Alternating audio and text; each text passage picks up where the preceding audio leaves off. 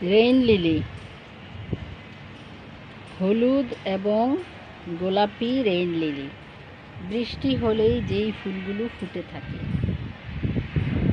তবে আশ্চর্যের ব্যাপার হলো, ছাদ বাগানের গাছ অনেক তুলে ফেলে দেই। আজকেও এইখানে অনেক গাছ তুললাম, তবে কয়েকদিন আগে এই গাছগুলো ফেলে দিয়েছিলাম, দেখে ভালো লাগলো। সেখানেই কন্দ থেকে কলি বের হয়ে অনেকগুলো ফুল ফুটেছে, হলুদ আর গোলাপি রেইন লিলি। গোলাপি রেইন লিলির সিড পট অনেক ছোট,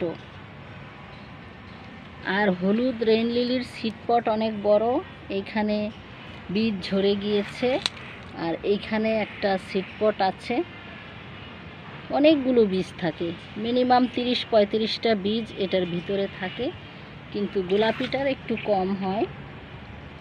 গোড়া থেকেই বেশি বংশ বিস্তার করে, কন্দ হয়, ছোট ছোট বাল্ব গজায়।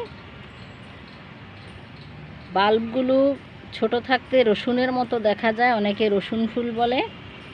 আর যখন বাল্বগুলো ম্যাচিউর হয়ে যায় বা কন্দগুলো ম্যাচিউর হয়ে যায়, পেঁয়াজের মতো বড় বড় হয়ে যায়। তবে এগুলো বৃষ্টি হলেই ফুটে, এই জন্য এর নাম রেইন লিলি।